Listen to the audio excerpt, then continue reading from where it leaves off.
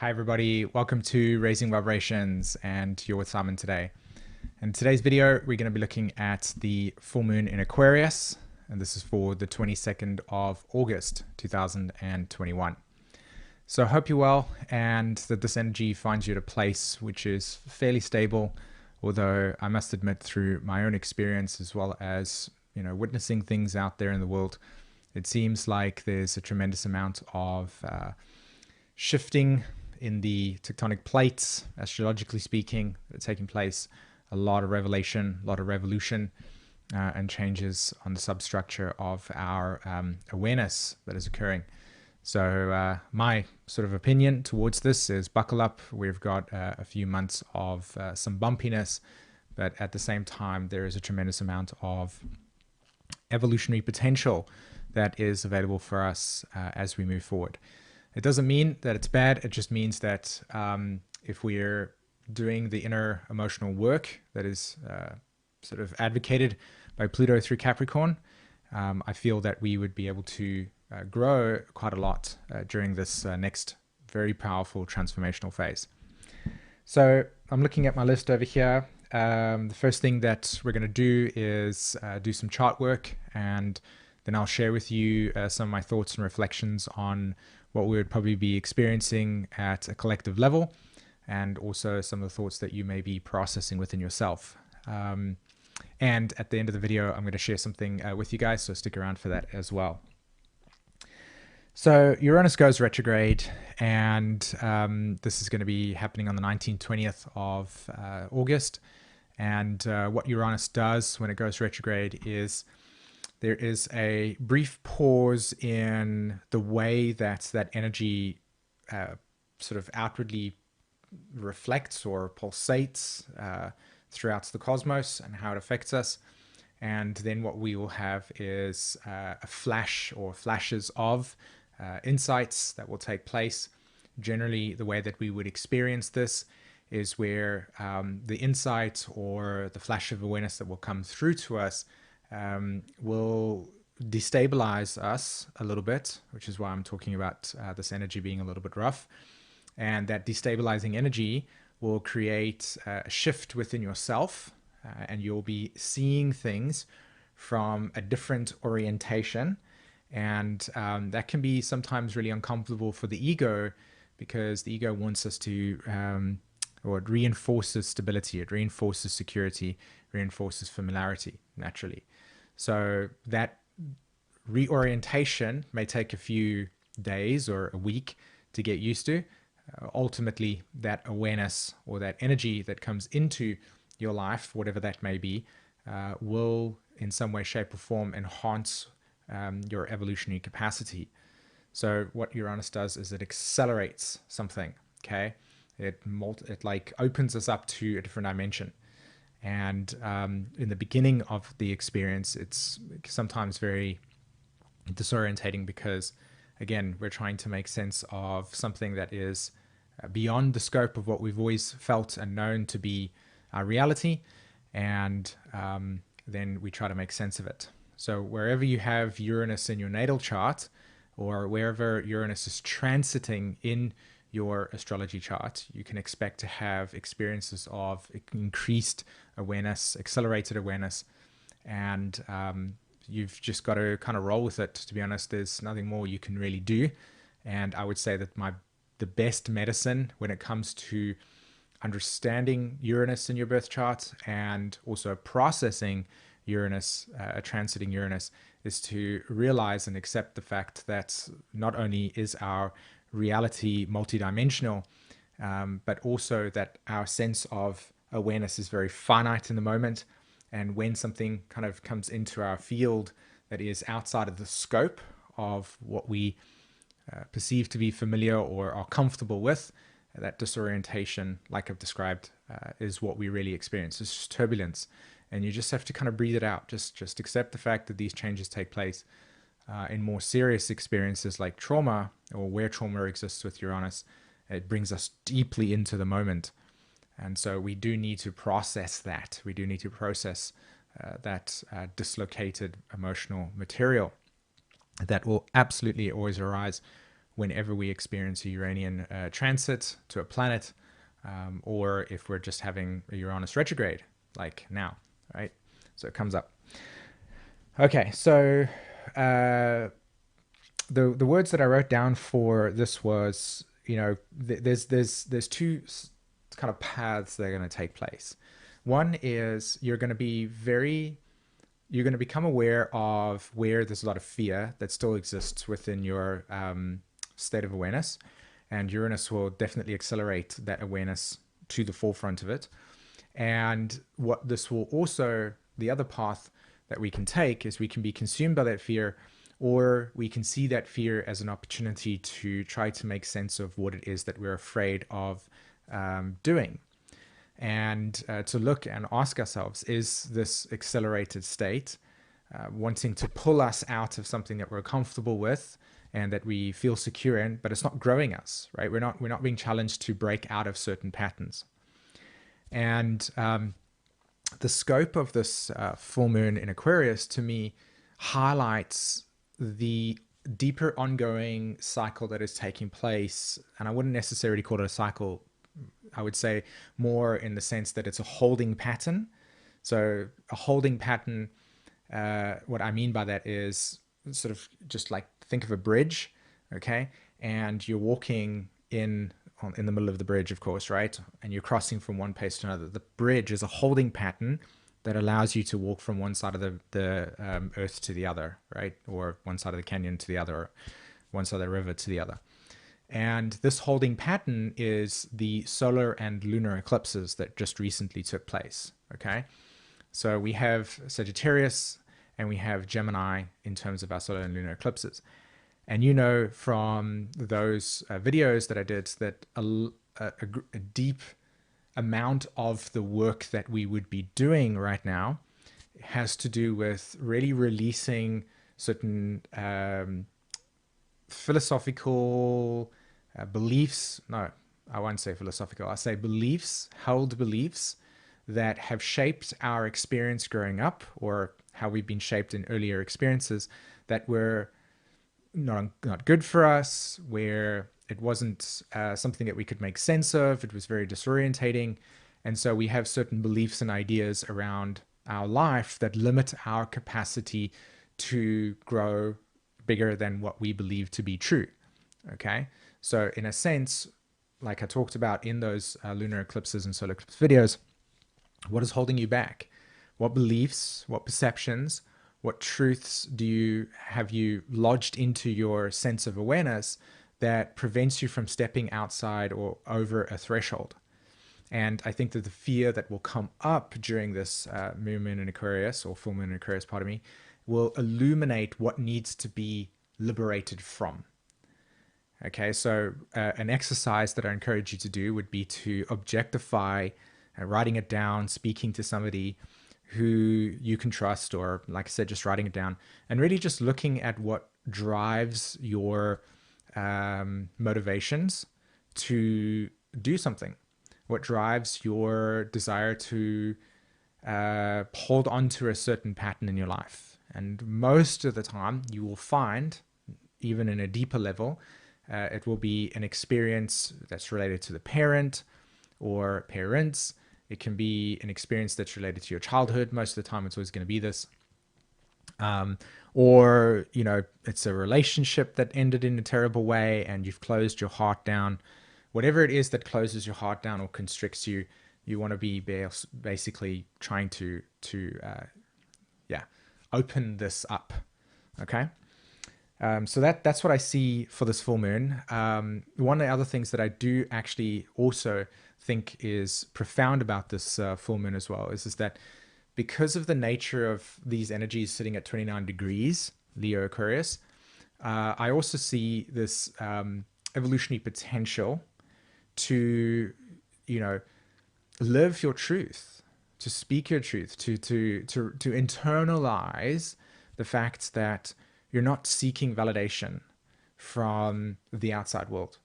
And I've had a few comments in a previous video where I talked about the need to internalize your own sense of self, to recognize that when you seek validation, you are externalizing your power and your essence of saying, I matter or I exist, in a very broad way.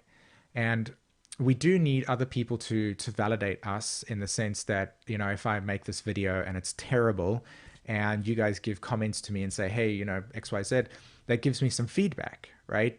But if I sort of, you know, break down emotionally over the experience and, you know, completely not, in a sense, validate my own process and where I'm at, right? You know, acknowledge the fact that, yeah, I'm still growing, or, you know, I'm always going to be able to, there's always going to be times where I may not, you know, express what it is that I'm trying to express through the astrology. This is just a broad example in me, but this expands to every single one of us in different ways. And there are many multiple scenarios that do take place. That we still have to always recognize that our experience and where we are in our experience, right, also matters. And I think this is something that cultural conditioning has sort of shaped. Yeah, it's shaped our capacity and our ability to actually see ourselves as important. I think this is kind of a broader Virgo Pisces age conditioning pattern where, you know, when I'll give you a great example, right? Our boundaries, we disarm our own boundaries by invalidating what our emotion may be, through feeling guilty that if we speak about something that's important for us to a friend, or acknowledge that, or open up about it, and they get upset, we will put down our own feelings and agree with the other person, even though we disagree, you know, internally, and we'll sort of like rationalize disarming our boundaries because we don't want the other person to feel bad. And it's natural for us to not want to hurt people, I think, especially, you know, if we're developing empathy, although it's not always the case. But when it comes to being honest and raw and open about things, you know, there's a conditioning where we don't place our own experience as a priority as well. And I see that this full moon in Aquarius, as well as the energy with Pluto and Capricorn and Neptune and Pisces and all of these other more larger cycles, an attempt to reclaim our own sense of self and independence. And I'm not talking about sovereign beings. I'm talking about our own sense of independence. If I didn't experience something in a healthy way, and I don't acknowledge that and then share that, say, with a partner or in a relationship, so that it gives us an opportunity to be able to discuss, you know, whatever the complication is, we're also removing the ability for self-awareness, right? We may not learn about ourselves if we don't acknowledge where our boundaries are. So validating Sun in Leo, okay, our sense of self and how we experience the world and our sensory perceptions and how we process. If we don't validate that, if we don't acknowledge the fact that, you know, somebody is very audio sensitive, somebody may learn better when there's calmness in the environment, somebody may find that highways, for instance, or getting on airplanes is not comfortable for them. But somebody might say to you, oh, don't be like, you know, don't be a fear-based person for getting on a plane. That's real. That person feels getting on a plane is scary to them. And they can sit down and they can process that. So it's about shutting down as well, like shutting down and not feeling that it's okay to acknowledge what is occurring for us and processing through that, as long as you're looking at yourself and trying to understand where those things are coming from. So this is something I also feel is a very potent part of this full moon in Aquarius. Okay, so let's jump onto the chart work. So here we have the full moon in Aquarius chart, 22nd of August 2021. And the first thing that I want to bring our attention to is this little interesting diagram that took place with the trines that are occurring, right? You got the trines that are occurring there. Those are the triangles and the trines that are there. And then you've got this interesting sequence of oppositions. And I thought that was kind of interesting, like how it actually showed up on the chart itself. All right. So with that being said, let's talk about sun-moon opposition. And here you can see the moon. You can see the sun. They're making an opposition. And just before this new moon took place, or I keep on saying new moon, full moon took place, you've got Jupiter, moon crossing Jupiter. And I think it's significant, not only because it's part of the luminaries, as in the planet is being illuminated by the luminaries, meaning the sun and the moon.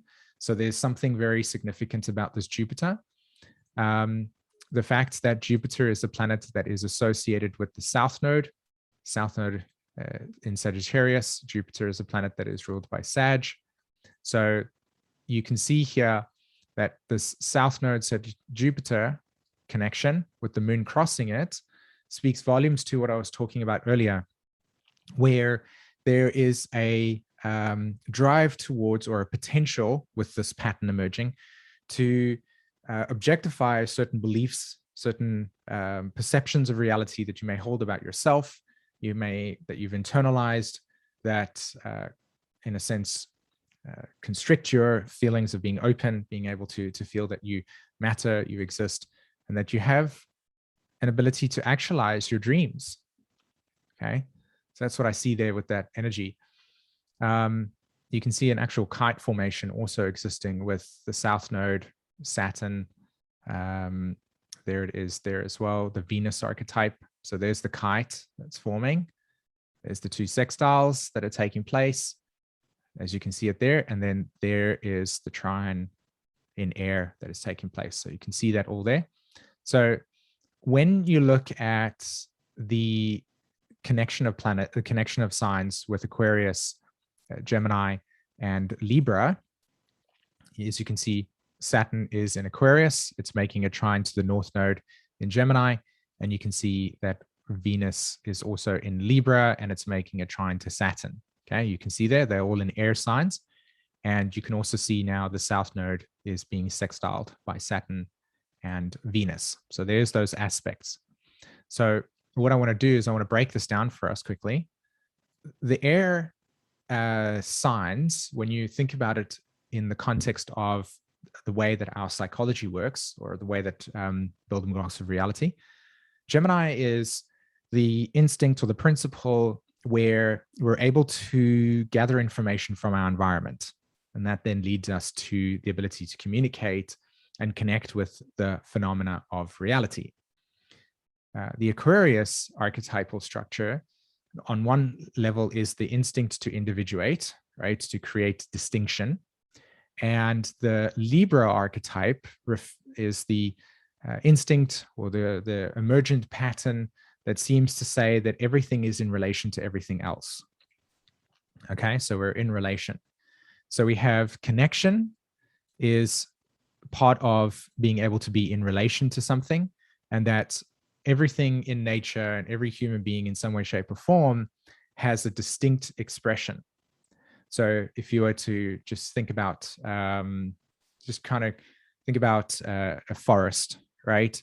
And you would notice that there is different ecosystems that are existing within this forest. You have the trees, you have plants, you have trees that have fallen, that are in kind of decay. You have certain forms of insects. You can think about the biology of all the insects that are there, and the flowers, and that whole entire profound ecosystem.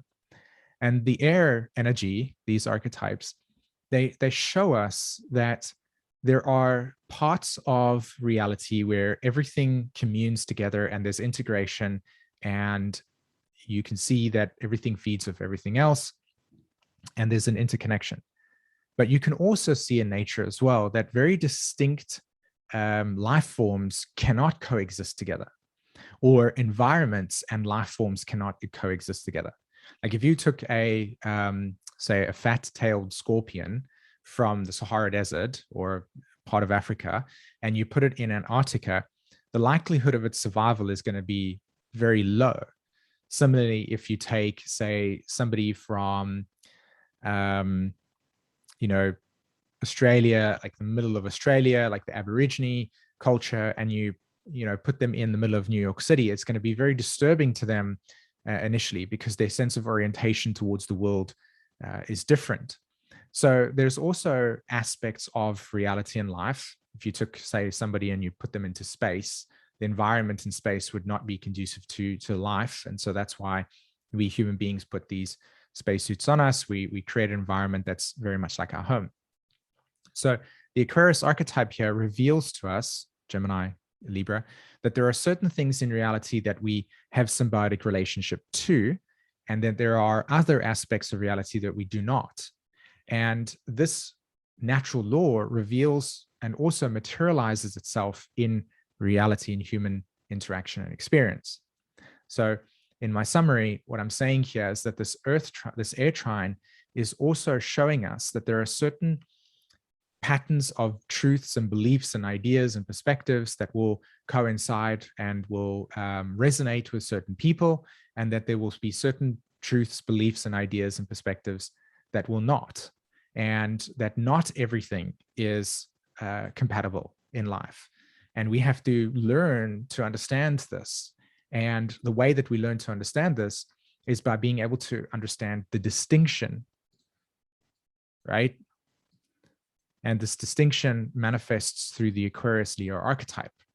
So let's say I am an astrologer, I love astrology, and then I try to talk to somebody that doesn't want anything to do, or doesn't want to see the world through the lens of astrology. These are the kind of dynamics that will represent or express themselves with this type of symbolism. So we are living in a world right now where it's increasingly difficult for collaboration to actually exist amongst people. And this is what I think this Chiron in opposition to Venus is revealing to us. On one hand, there's this desire to want to merge, and everybody wants to be one world. But then in that one world, there's a loss of individuality. And then on the other side, how do we organize people who have very distinct differences, and how do we find collaboration? And that's where I think this tension sits here at the moment, with Venus in opposition to Chiron, and of course this air trine. How do we find ways in which we can collaborate? How do we find ways in which we can respect individuality but still collaborate on issues that are bigger than ourselves? And so these patterns are going to reveal themselves at the moment, and you'll see that in the collective occurring. On an individual level, I think that this Saturn, Aquarius, Gemini stuff over here, Venus stuff, speaks to the, on one level, when I talked about liberating ourselves from certain internalized belief systems, ideas, perspectives, points of views, this air trine is really it really gives us the opportunity to liberate ourselves from these internalized messages that we have. And I think as we do that more, and we give ourselves permission more to be who we are, we'll find ourselves actually connecting and resonating with people who are on the same fractal as us. A very important part of the way that we can actually align with tribes and communities, or communities particularly, who symbolize or reflect and can, in this context, validate our sense of existence. Because within a community or within a group of people, Aquarius associated with groups, when we're validated by people in our group, it gives us a sense of existence, and it also allows us to feel that we can belong to something bigger than ourselves. So there's a belonging aspect to this chart as well that I think plays a very big role in how we are navigating this time. Now, social issues, I think, are going to be on the rise dramatically with this current energy, and I think that it has already started to peak, as in the sensitivity towards these issues will come up. And Aquarius, again, is a very social orientated archetypal structure, because again, we're talking about groups of people who are very diverse and all trying to fit into a certain play area. And how do we play well together with other human beings would be a very short version of this chart. The Chiron here again speaks to trying to heal our individuation, like trying to heal our own personal boundaries. Again, we're trying to consciously work on developing our sense of self, so that we can then relate to people from where we are, as opposed to being driven by our coping mechanisms, or being driven by belief systems that we have, that we've internalized as part of our reality. We want to learn about how we are and how we operate, more self-awareness. And this opposition to Venus can very much bring about a lot of projection at the moment, a lot of side taking. The Libra archetype is inherently not balanced. It's in extremes. So I think that we will find extremes occurring at this point in time, very much about side taking. I'm on this side, I'm on that side. And I think there's a potential here for us to also lose our, and this is where that kind of collective idea of us, we all have a belly button. We all came from the same place, right? We all birthed into this world from the same place. So there is a unifying principle that all human beings have. And yet there's also this need to understand our individual purpose, our individual emotional journey that we all have uniquely. And again, Saturn is sitting on the south node of Neptune. So at a collective level, we are focusing very much on our individuality, and we are also very much focusing on, with the south node there sitting at 7 degrees of Sagittarius, or we are also focusing on the collective issue of the beliefs that we have, the ideologies that we have, the philosophies that we have, and what we should do and shouldn't do, like moral codes, and the expectations that we can project onto other people to behave in a certain way. And a large percentage of that type of behavior will also come from the fears that are beneath us, right? That influence our desire to want to control as well. So the reason why I brought up this Uranus and Taurus archetype, because my sense of Uranus and Taurus, and I did a video on this called Our Primal Needs, a deeper look, was a very deep exploration into how I saw Uranus and Taurus show up. And very briefly, my sense of Uranus and Taurus is that we are navigating in a world that is so unfamiliar, and the territory is so unfamiliar, that we are attempting to make sense of a place that is so foreign that we can't actually make sense of. And so there is a tremendous amount of uncertainty, not being able to navigate the world because it's so foreign, right? It's a new place. It sometimes even feels incredibly scary. And I think that a large part of this territory that we're currently in at the moment, with the planets and where we are as a civilization, as a world, because it is so scary and so undiscovered, as it were, it's natural for us to also have these fear responses show up, because again, we're in uncharted territory, Chiron and Taurus and Aries as well. So there is a tremendous amount of risk taking that needs to take place. There's a tremendous amount of sacrifice that will also take place as well, as we try to make sense of the world as we navigate going forward. The last thing that I want to talk about is the Neptune opposed Mars archetype here. And again, I think that when it comes to this archetypal structure, there's a tremendous amount of fear that will be projected into the collective. And a large percentage of this will actually manifest itself through what tends to happen with Virgo Pisces type of themes, which is the martyr archetype, the savior archetype, the savior in the sense that, I'm sacrificing myself for the greater good type of theme. And then there's the masochist part as well. I deserve to suffer because of my sins. And this plays a lot into the Sagittarius archetype and the Gemini archetype. Again, these are mutable signs. So mutable meaning that they are part of the Virgo, Sagittarius, Pisces, and Gemini axis.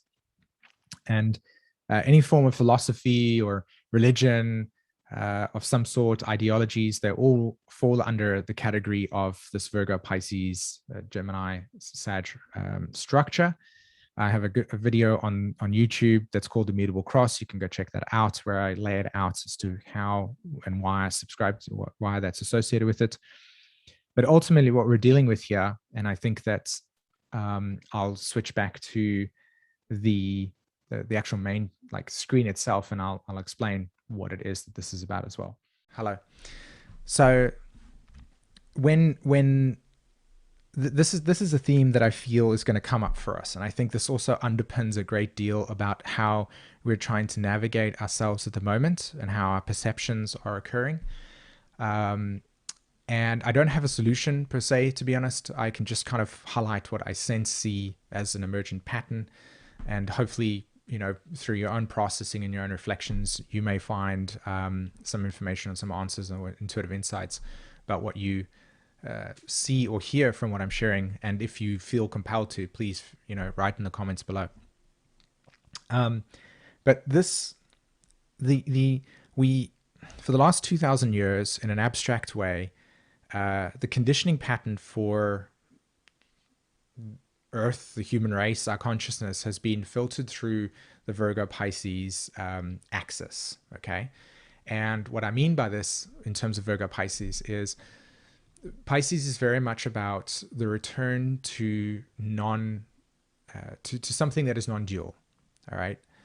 And as a product of, or a behaviorism or a manifestation of Pisces archetypal energy in the human psyche or the human consciousness, and at a psychological level, is we would create gods, okay, that would be placed into the sky, that would allow us, that we would then connect with at a deeper esoteric way, and we would define our guiding principles in accordance with this higher beings, okay?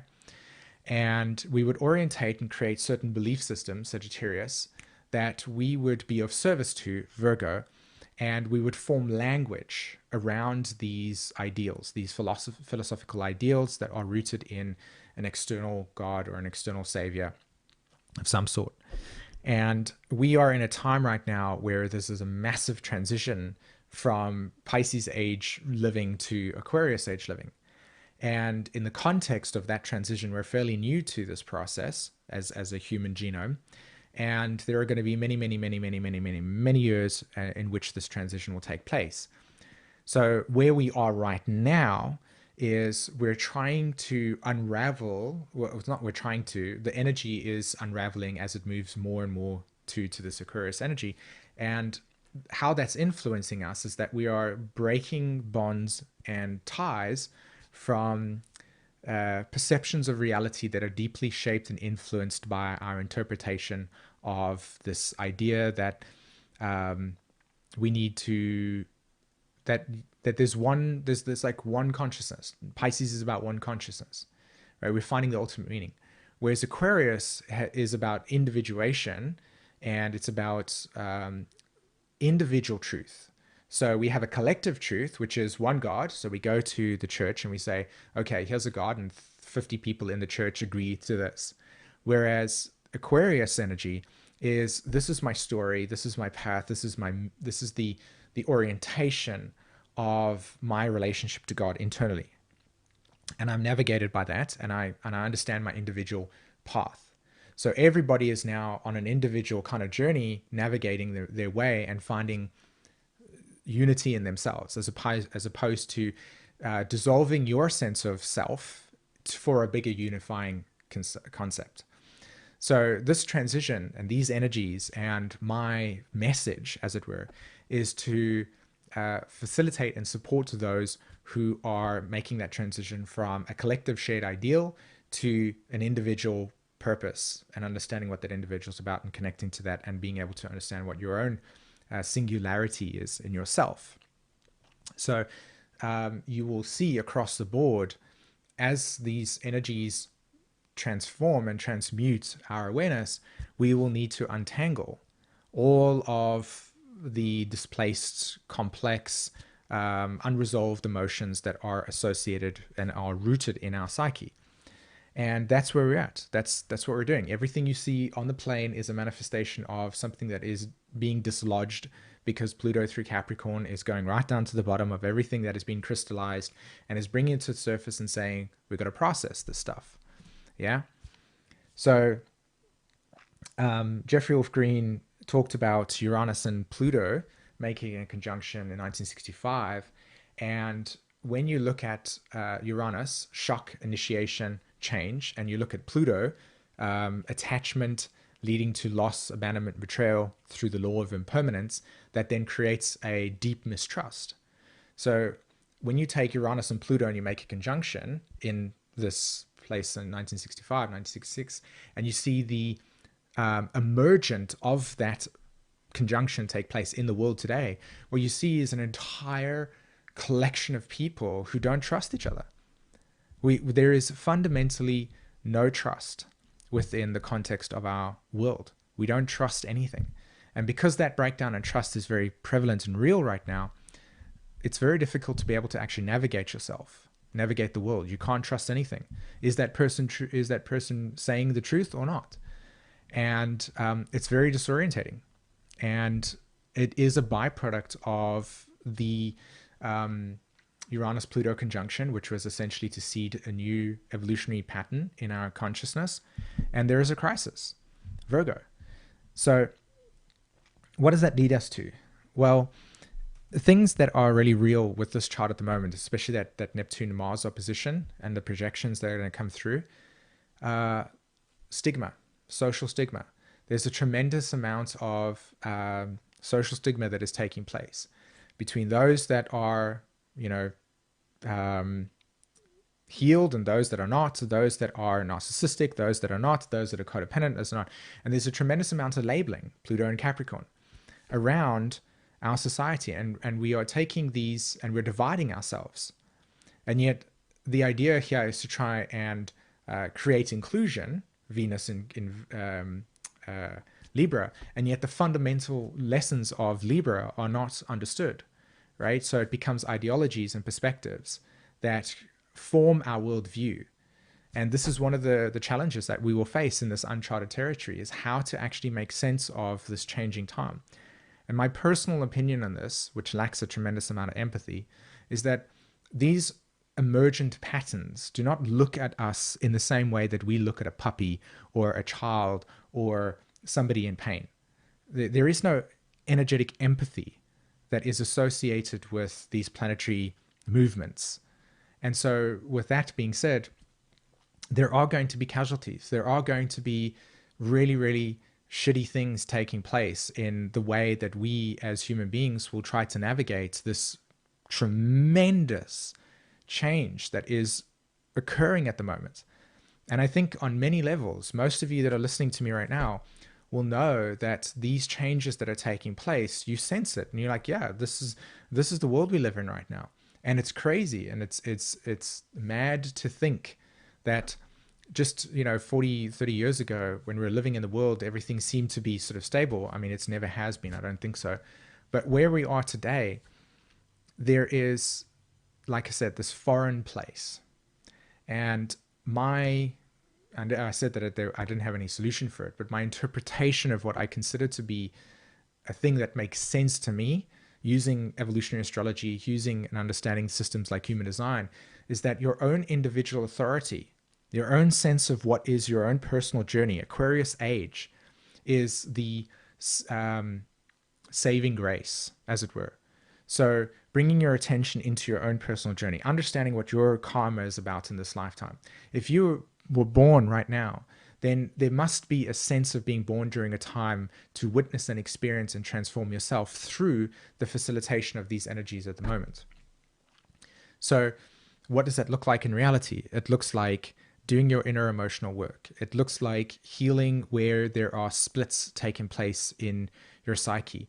Recognizing what your fear is telling you, acknowledging that your boundaries for a great period of time were broken down through cultural shaming, through social mistrust, through traumas that you have, healing those things and going deep into yourself. That's why if you look, Pluto's retrograde, Uranus is retrograde, Neptune's retrograde, Jupiter's retrograde, Saturn's retrograde. This is a time where the energy is pulling, or the emergent pattern is inwards, and we're focusing on stoking that inner fire at this point in time. So the illumination of the true self is my interpretation of this. And yeah, that's what I see, in 2000, like at the beginning of this year, when Uranus went direct, me and Jen, through all of the work that had started to come through to us, we decided that we were going to put a course together that would encompass the entirety of our work, so that we can actually help those and facilitate those that are going through this transition. And now, at that time, when we were prompted to create it, we didn't realize, the how important it was. So, what we're actually going to be doing, and this is the announcement I wanted to share with you guys, is that now that Uranus has gone retrograde, for both of us, we've really realized that, okay, this course that we created and put together actually had meaning. We're going to be opening it up again for the next 4 days. Okay.